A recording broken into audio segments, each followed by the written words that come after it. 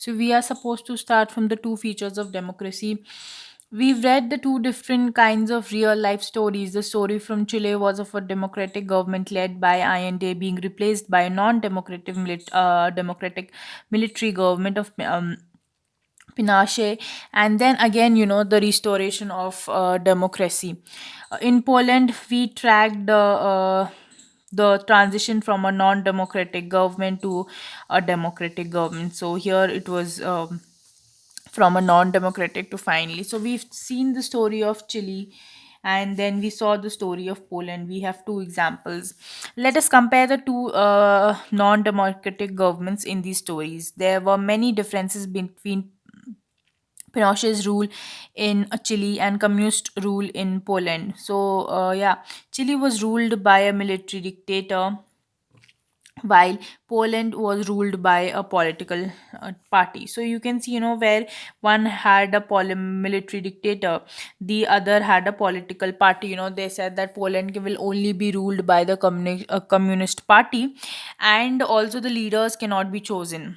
They themselves will decide who's going to be the leader. The government of Poland claimed that it was ruling on behalf of the working class. Pinochet made no such claim and openly favored big capitalists. The one here was the communist said that they are working for the working class. So we have one a second. We have this working class, and comparison between big who are favoring who. Yes, both have some common features if we talk about them. Firstly, the people could not choose or change their rulers. They had no say in saying that who would lead the country. There was no real freedom of to express one's opinions, form political association, and organize protest and political action. In India, we have so many means by which we can say that we do not agree to this or that. The three democratic governments identified above, INDES Chile, Belisas Poland, and Bachelet's Chile, are different in their approach towards social and economic matters. So, how they deal with social and economic matters is the main difference. IND prepared government control on all big industries and the economy. Velesa wanted market to be free of government interference, whereas Bachelet stands somewhere in the middle. So we have the three clear cut. We can see, yet these three governments shared some basic features. Power was exercised by the government elected by the people and not by the army, unelected leaders, any um uh, or any external power. The people enjoyed some basic political freedoms. So there were some basic features, which were common in all of these. That power was exercised by the government elected by the people and not by the army, and the unelected leaders or any other external power, and people enjoyed some sort of basic political freedom. From these two stories, let us draw a rough idea to identify a democracy. Democracy is a form of government that allows people to choose their rulers. Now, if I am getting to decide that who's going to lead my country, then that's a democratic country, and that's the meaning of it. In a democracy, only leaders elected by the people should rule the country, and people have the freedom to express their views, freedom to organize, freedom to protest. So this is very important when it comes to that. What do you mean by a democracy? We've also see these are freedom to organize and freedom to protest. These are methods of public participation. We've already talked about what are the key features of what are the key features of democracy in the books of class, I think 6 and 7. And yeah, we shall come back to the question in chapter 2 and develop a definition of democracy. We shall also note some of the features. So we'll do it in more detail. Okay, Anita made a list of the features of all the five governments that we've discussed so far, but somehow the list got mixed. Now she has a list of many features, but she does not remember which feature applies to which government. Can you help her by writing the correct feature under the name of the government in the table below? So remember, some of these features may apply for more than one government and need not be written separately under each. So these can be for, for example, here we've seen the different leaders and the countries which were there. So you can do this exercise. So you can also like give them one ABCD, and this thing, letters to each of these sentences, and then you can also do it like this. These are, I've not completed one, I'm just giving you an example how you can do it to make your work easy. So now we'll see that how there was this change in the map of democracy, as in which countries over the years, changed to democratic, being a democratic country. 20th century, was full of kind of stories we've heard about, stories of transition to democracy, of challenges, of to democracy, how they were either transitioning to become a democratic country, or there were so many challenges. There was a military coup or dictatorship by one party or the other, of struggles of the, we've heard about the struggles of the people to bring back the democracy. When we are talking here, we are talking about the restoration of democracy in that particular country. Okay. Then, was there a pattern of these stories that record both the march towards democracy and the setbacks, to democracy? Let us see the basic features we noted earlier and identify democracies among different kinds, different countries in the world. So let's see the common, features. This is what the three maps shown here do. Take a look at these maps below and find out if there's a pattern in the way of democracies have evolved in the 20th century.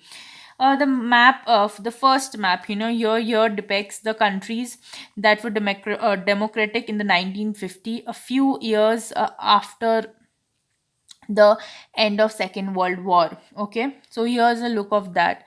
This map shows us countries from this set that had already become independent by 1900. They were independent by 1900.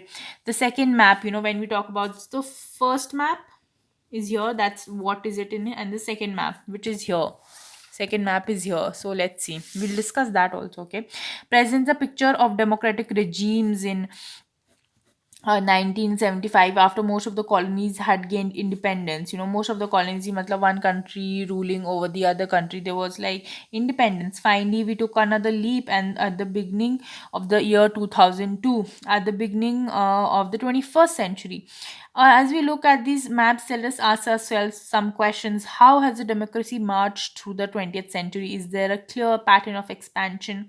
When did the expansion take place, in which region? So you can, let's first discuss. Okay, so in the 1900 to 1950s, democratic countries in 900 and 1950. So in the these were the democratic countries, these ones, only these ones were the democratic countries in 1900 and 1995, 1950, these ones here. Whereas democratic government in 1950, but not in 1900. But these were democratic by 1950, they were democratic, but not in 1900, the yellow one.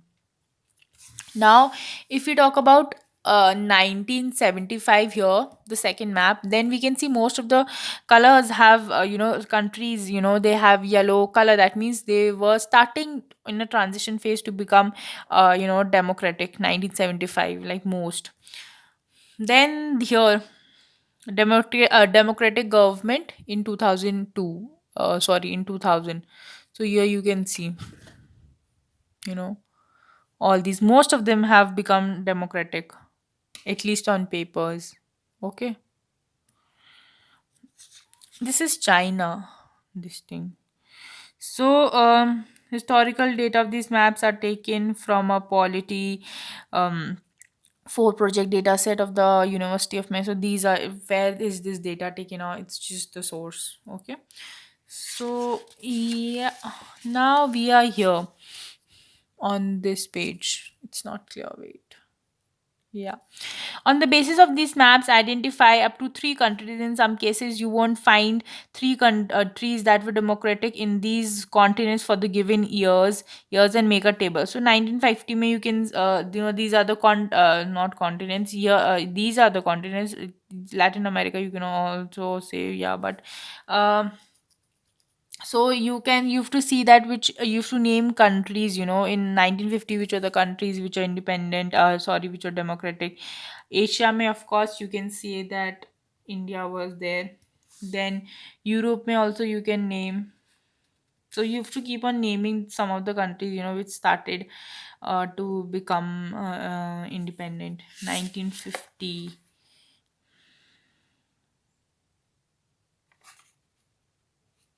This is Egypt. This one. Europe. If we talk about Europe in 1950, so here is a list of the countries, specific. For example, I have named here.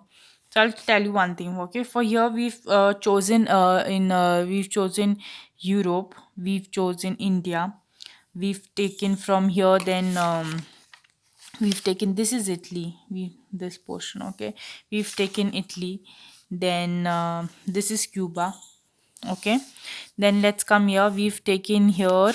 Um, this is Botswana. Okay, this is Botswana, and here we've taken Jamaica. This is here Jamaica. I think we've taken, yeah, we've taken Jamaica. Then we've taken this is Norway. This is Norway. This is Sweden. This is Finland. You can always remember like NSF.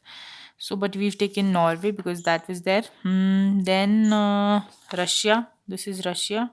Sorry, Russia is here in the 2000. Okay. I am sorry, okay. There was this mistake. Russia wasn't democratic in 1975. It was democratic in 2000. Rather, we can take Japan, who was democratic in 1975, because till 1992, 1991, there was Soviet Union. So that was not democratic. I am sorry for that mistake. Then here after in 2002 we've taken this country. This is San Domingo. Okay, then here we've taken Sudan. Here we've taken Bangladesh. This is Bangladesh. Okay, anybody else?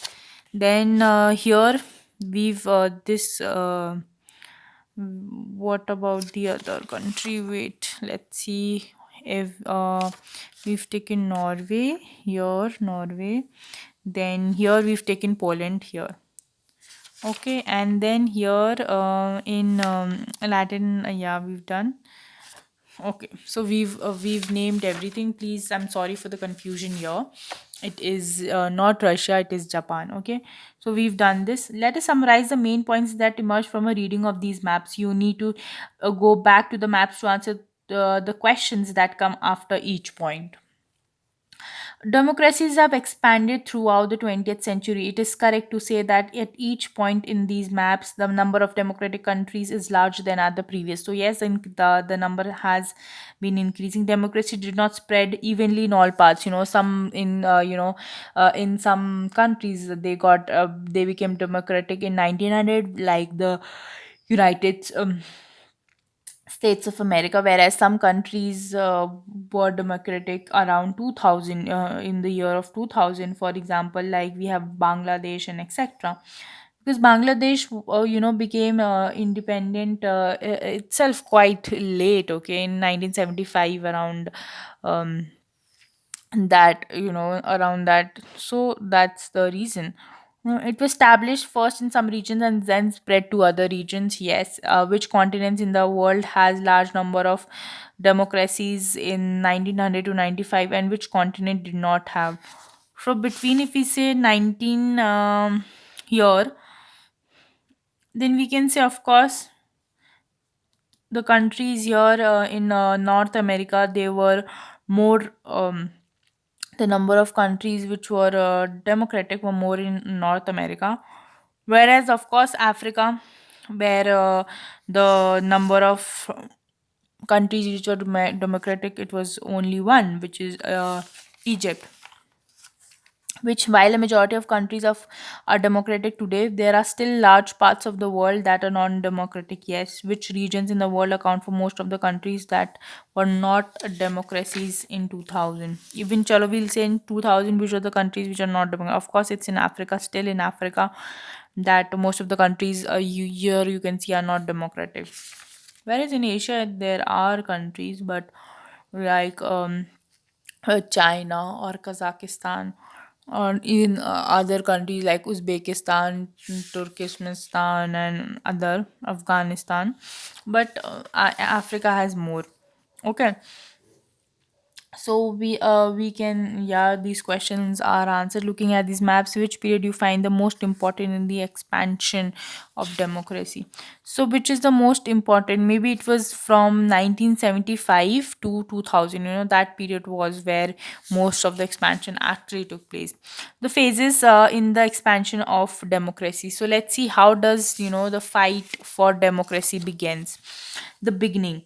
These maps do not tell us tell us much about what happened before the 20th century. The story of modern democracy began at least 2 centuries ago. You may have read the chapter on French Revolution of 1989 in the history book of this course. This popular uprising did not establish a secure and stable democracy in France. So France, a French Revolution, in of 1989 is very important. Throughout in the 19th century, democracies in France were overthrown and restored several. So they were once fighting, and then again restoration, then taking and then again. So that was going. Yet the French Revolution inspired many struggles for democracies all over the world. And it is the French Revolution that's actually inspired a lot of other countries to strive for being independent.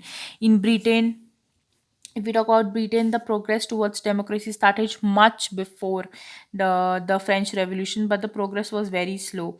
Though the 18th and 19th century century series of political events reduced the power of monarchy and feudal lords, the right to vote was granted to more and more people. Around the same time as the French Revolution, the British colonies in North America declared themselves as independent. Independent in 1976. So the British colonies which were there in North America, they said we are not no more your colony Britain, and we are becoming independent. So in the next few years there were colonies that came together to form United States. So United States actually is a combination of coming up together of so many different colony. They said that we are not a colony anymore, and they formed their united. That is why it's like united, matlab sab ek sath aa gaye. So united, and that's how United States of America came into existence. They adopted a democratic constitution in 197 in sorry 1787. But here to the right to vote was limited to very few men. Why were women given voting rounds much later than men in most countries? Why did this not happen in India in the 19th century? Struggle for democracy often centered around political equality, freedom, and justice. One major demand was the right for every adult citizen to vote. So we're talking about political equality, we're talking about freedom, we're talking about justice, and of course the right to vote. Many European countries that were beginning becoming more democratic did not initially allow all people to vote. In some countries, only people owning, especially this was very true, that people owning property had the right to vote. Often women did not have the right to vote.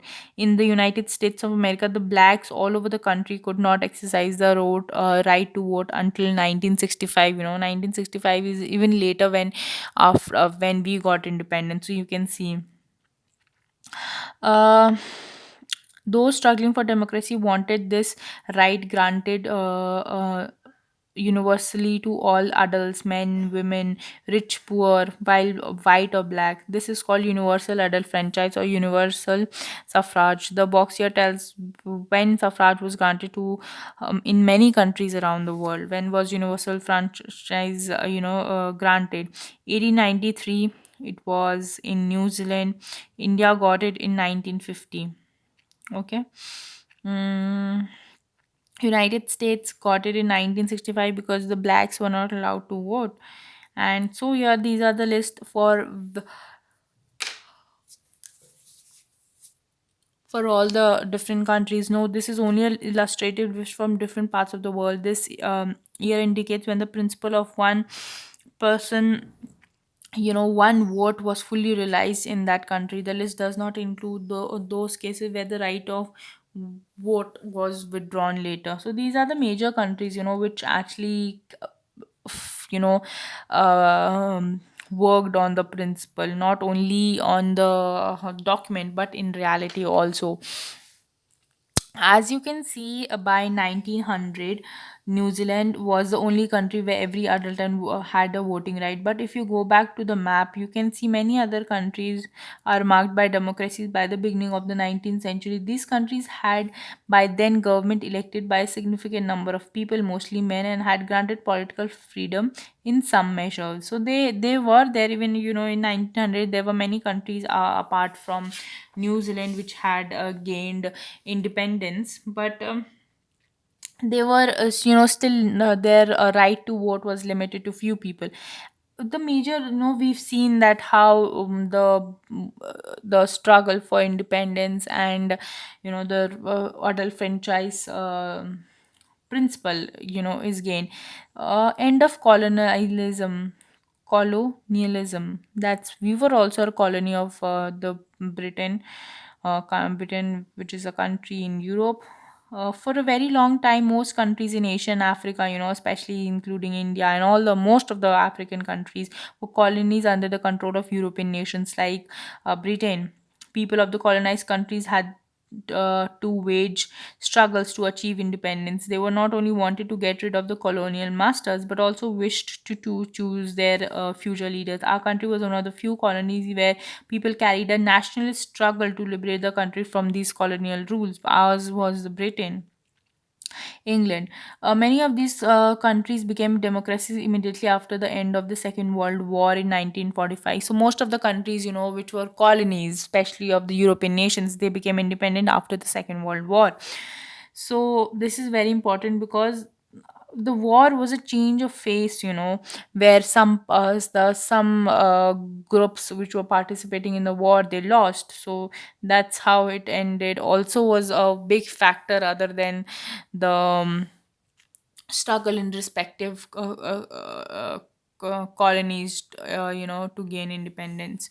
India achieved independence in 1947 and marked on its journey to transform itself into from a subject country to a democracy. So, it marked itself on a journey to transform itself from a subject country to a democracy.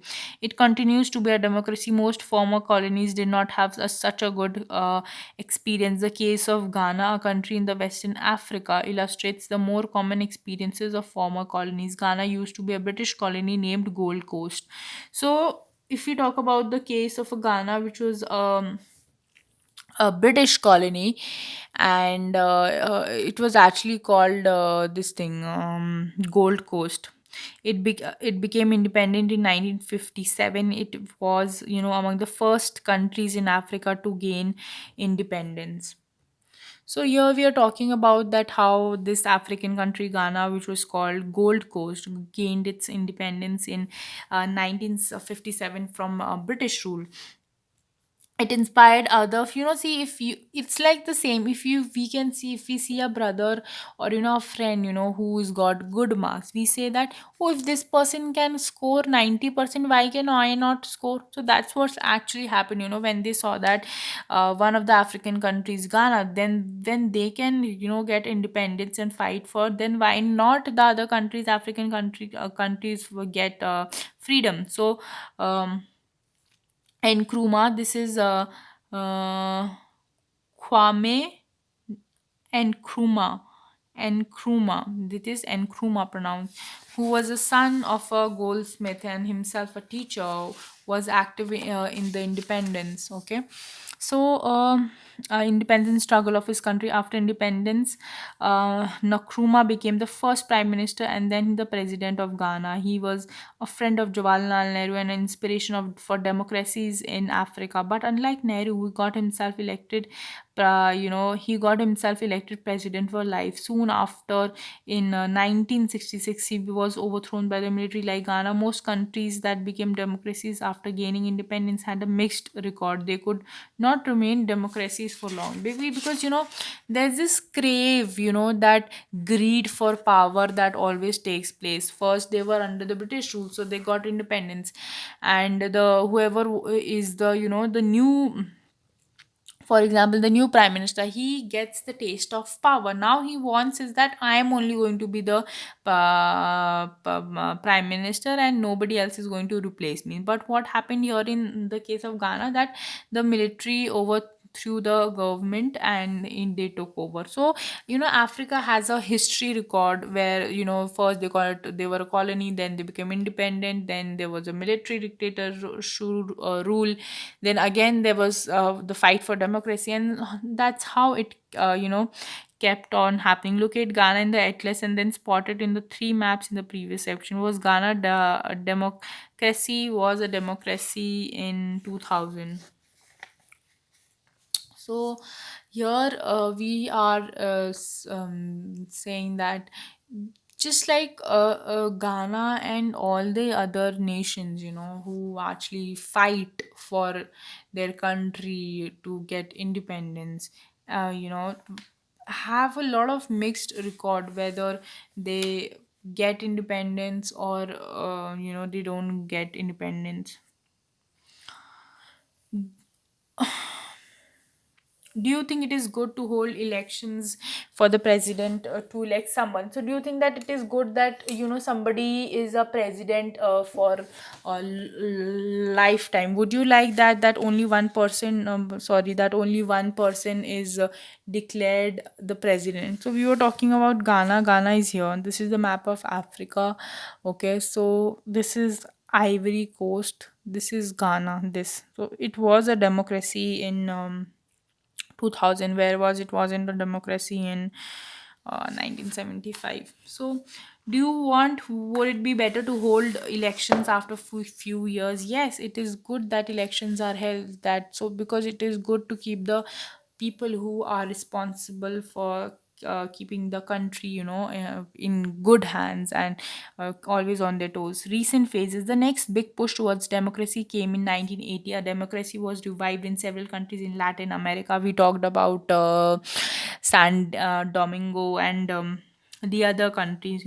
The disintegration of the Soviet Union accelerated. We were talking about whether the Russia, sorry, country, I made a mistake there, remember. So they were not they were a communist nation back then, in 1975, and after the disintegration of the Soviet unit, this process of democracy accelerated. From the story of Poland, we know that that the then uh, Soviet Union controlled many of its neighboring communist countries in Eastern Europe. Okay, so Eastern Europe we are talking about here. So this is Europe, this whole portion, and this is Russia. So this portion, most of these portions which nearby, this is Russia here. They are all under the communist they followed the principle of communist. Okay, so they were actually under Russia, or that Soviet Union, more to say. They choose to be, Poland and several other countries became free from the control of the Soviet Union during 1989 and 90. They chose to become democracies. Finally, the Soviet Union itself broke down in 1980, 1991. So 1991, Soviet Union disintegrated. The Soviet Union, it comprised 15 republics. 15 countries were there. So all the constituent republics emerged as independent countries. Most of them, they became democracies. Thus, the end of Soviet control on East Europe and then the break of the Soviet Union led to a big change in the political map of the world. So this is very important, how countries indirect control over other country, and how it affects them, the other countries. For example, here the breaking in the disintegration of Soviet Union, and so in this period major changes also took place in India's neighborhood. Pakistan and Bangladesh made a transition from army rule to democracies in 1990. In Nepal, so we are talking about Pakistan and Bangladesh. We are talking about Nepal. Nepal. We've read how there was a rule of monarch. In Nepal, the king gave away many of his powers to become a constitutional monarch to be guided by elected leaders. So, constitutional monarch is a name, say, this position, but he's actually elected by he's guided and supported by the elected leaders. Okay. However, these changes were not permanent. In 1999, General Musharraf brought back army rule in Pakistan. So that's how, we can see that in the map also in Asia. Here in 1975, Pakistan was a Pakistan, here this is Pakistan, was a democracy, whereas in 2002 you can see Pakistan is not a democracy, because in 1999 it was in under army rule. So in 2005, the new king of Nepal dismissed the elected government and took back the political freedom that had won in the previous decade. So the new king, who was a new king in 2005, he said, no, no, nothing is happening. There's no constitutional monarch and everything. He took power from the elected government and said that the people had won in the previous. It is going back now, and it is he took it away, and now it is. He said that it is monarch rule only that is going to take place in this country. Yet the overall trend in this period points to more and more countries turning to democracy. This phase still continues. By 2005, about 140, 140 countries were holding multi-party elections. This number was higher than ever before. More than 80 previously non-democratic countries have made significant advances towards democracy since 1980. But even today, there are many countries where people cannot express their opinion freely. So by 2005 at least, if you talk about 2005, then at least 150 countries were holding multi party. That means there were in the elections more than one party which could participate. They still cannot elect their leaders. But even today, there are so many countries which they run under the dictatorship. Kwame Nkrumah Memorial Park in Accra, the capital of Ghana. The park was commissioned in 1992, 20 years after Nkrumah passed. What might have caused this delay?